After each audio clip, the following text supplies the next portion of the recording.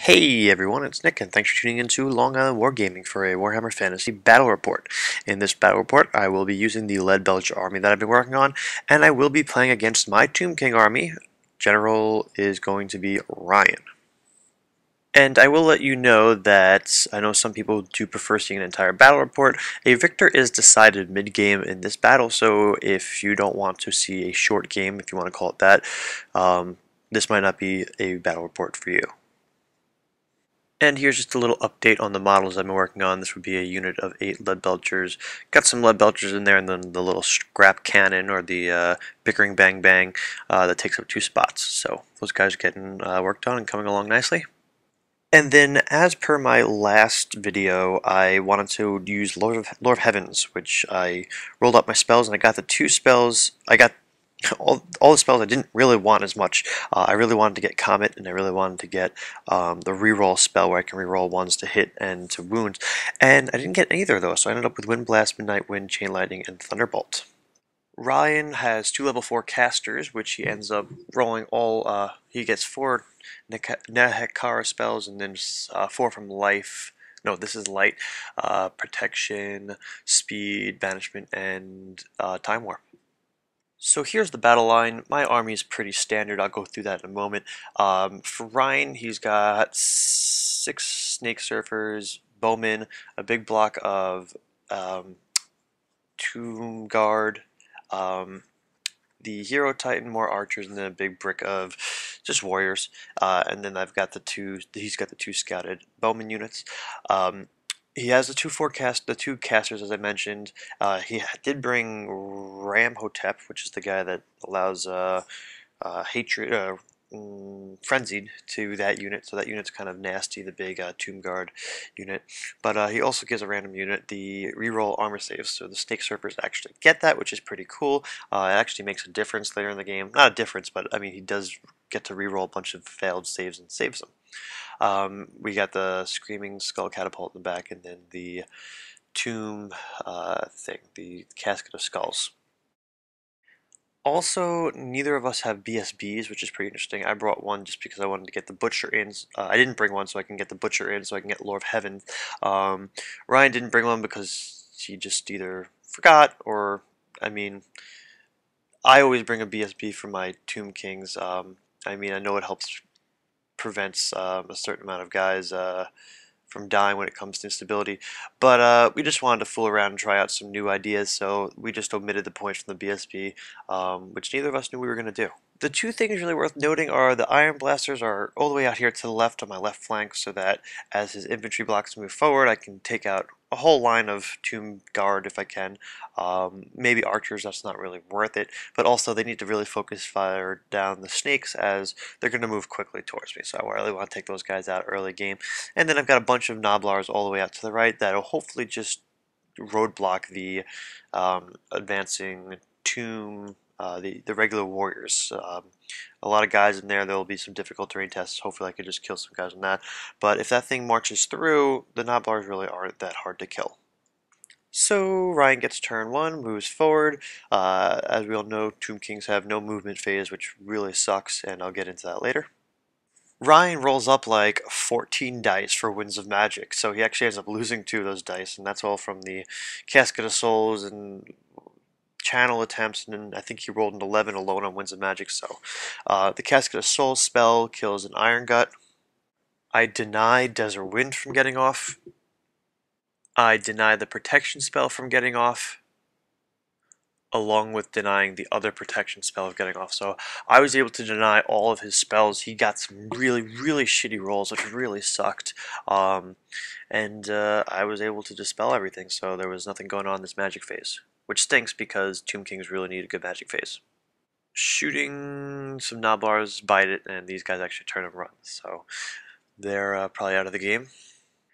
In my turn, the Noblars go for a charge. Why the hell not? I lose 2 to counter shooting. Here's my remaining moves. Iron Blaster to the left just backs up, as does everything else. Back up a little bit. Some Noblars move forward just a touch.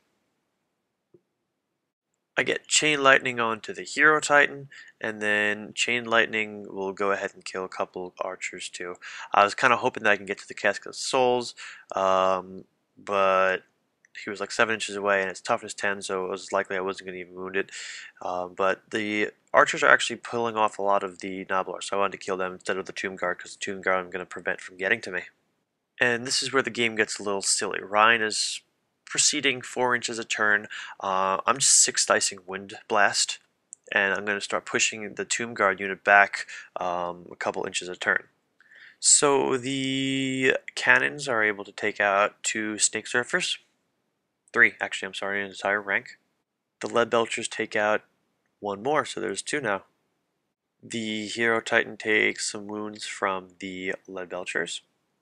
In combat, my Noblars get messed up pretty poorly. I do fail my fear test, so these guys are actually hitting me on 3s, which is pretty funny. My guys break. I pull them off the battlefield because they're never going to rally. But he only pursues like 3 inches, so he does not run into the Noblars like I was kind of hoping. So in Ryan's turn 2, these guys make a mad charge. They want to charge the Noblars on my front line. He needs to get like a 9. I think it's too much of a good chance for him to get it, and I really don't want these guys coming near me. Even though there's 2, I just don't want them coming near me. So I actually flee, which is funny because he proceeds to roll an 11 for his charge, which means he would have made it, and then he would have overran and started killing some ogres, which would have been not fun. But since everything else is out of range, he false charges and only goes forward 6 inches.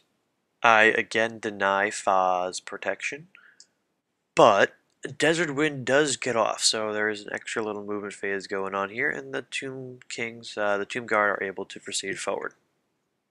The catapult actually does enough wounds to kill 2 ogres.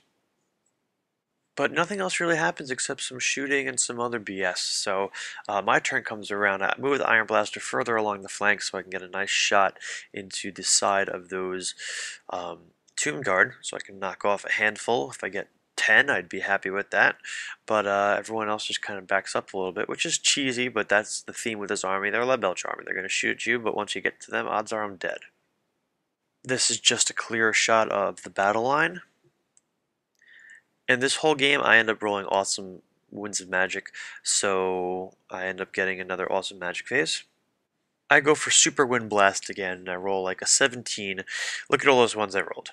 Ryan goes into Spell, and his dice are just beyond that. He got some 3s, some 2s, and a 1. So I actually get it off. He had even odds at dispelling it. I'm sorry, I 6 dice it. He goes 5 dice, but I mean, he only needed to roll 5 dice to be able to beat that. Look how poorly he rolled also. So that really sucked. So I do go ahead and push back his unit again. So having the Tomb Guard go forward and then get pushed back is just making this game a little bit miserable for Ryan. And the fact that his magic rolls and dispel rolls were pretty bad. So I get like 60 shots into this unit from 2 units of Leadbelchers. 60 shots, which is, you know, a nice roll. And then, I mean, it's still going to be 5s to hit. And after hits, wounds, armor saves, rerolled armor saves, and regen, I only get 2 wounds through, which is pretty crazy. So Leadbelchers take down the Hero Titan. One of the cannons takes out the Screaming Skull catapult. And this is actually the last picture I'm going to put up. This is essentially one of my turns. I mean, you can see the Noblars are up by the guys up there just to cause some difficult terrain tests. But really, we decided not to play this game out because despite the fact that I could slowly get shot down with arrows and my Noblars are turning and fleeing and running, the fact that the Iron Blasters are doing so well, and now the Hero Titan and the catapult is gone, the fact that there's no Snake Surfers and I could just keep backing up, and the big thing is the Tomb Guard are moving an average of an inch a turn. That's based on their regular 4-inch move a turn, maybe getting off the Desert Wind spell, but the Super Wind Blast throwing him backwards sucks. Like, it really does suck. They're not getting anywhere, and it's unfortunate. Which, when I reflect on the lore, which is what I wanted to do, I really wanted to get Comet. I really wanted to get the reroll 1's spell. But Wind Blast ended up being great. I mean, Wind Blast I wanted to use to push units back into the Comet range. But being able to just push units back in general, especially like a hammer unit, when I'm dealing with my shooting is actually pretty useful. So I'm pretty happy with Lore of Heavens. Um, Not having the BSB affected me like once or twice when like the um, Noblars were like running. I mean, I could have gotten a leadership 9, but they rolled like a 10 and a reroll would have helped. But you know what? Oh well, whatever. The BSB could get worked back in here, but the fact that I have 8 Leadbelchers in each unit is awesome. Like they're doing so well. I rolled pretty good this game. I like having 8. If I have to drop 2 Leadbelchers to get a BSB in, I may have to go ahead and do that. Um, that might end up happening. But yeah, so I'm pretty happy with the way the army ran this time around. Tomb Kings though are just an upset. They're just bad when it comes to movement.